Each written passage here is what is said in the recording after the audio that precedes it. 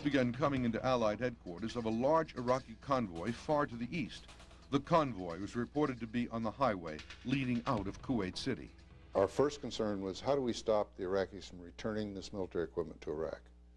So we put airplanes that night in across the highway. Departure go 35 out of 1,000 for 4,000.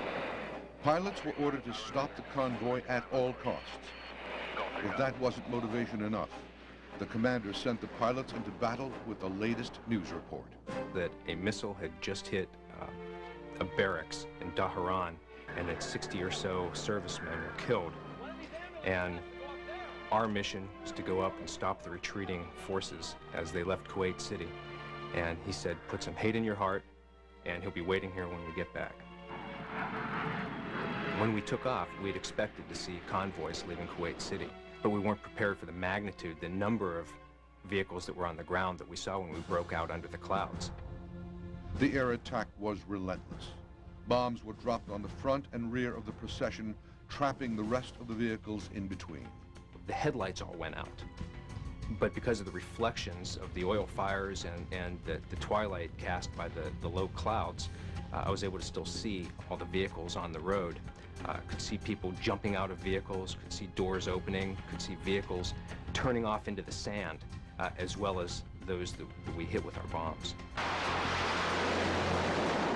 F-15s, B-52s, Harriers, A-6s, and A-10s, every plane available bombed the highway for 2 days straight. When the pilots came on scene, there were literally thousands upon thousands of vehicles stalled, empty, jammed in this giant. And they turned it into a trash heap. Pilots called the 3-mile-long stretch of charred bodies and vehicles the highway of death. Initial reports were of tremendous carnage, thousands dead.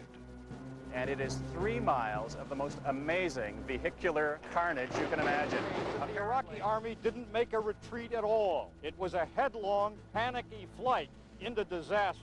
I don't know what the casualty count was there. We never got one, but I would say virtually every Iraq that was in that convoy was killed. Newspapers called it a turkey shoot. Some even wondered if it was a violation of the Geneva Convention, which forbids killing an enemy clearly trying to surrender. This was an armed retreat, and when we were bombing, we were receiving constant fire. All types of anti-aircraft artillery, machine guns, and missiles were being shot at us the entire time. This was an armed retreat, not a turkey shoot. There's no doubt about it. There's a lot of destruction and death. But that's war, and that's what people have to understand. After the war, Allies counted 1,500 destroyed vehicles on that highway. Only 2% had been armored personnel carriers or tanks. The rest were Kuwaiti cars full of loot.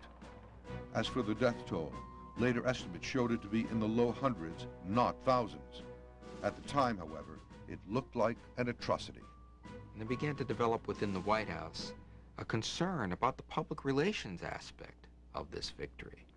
And after there were reports of a so-called highway of death, General Powell and President Bush became concerned that the American military not be seen as unnecessarily brutal, as, quote, shooting fleeing Iraqis in the back. They wanted to avoid this perception. So the president and the general began to consider a ceasefire. The sands of Desert Storm were shifting.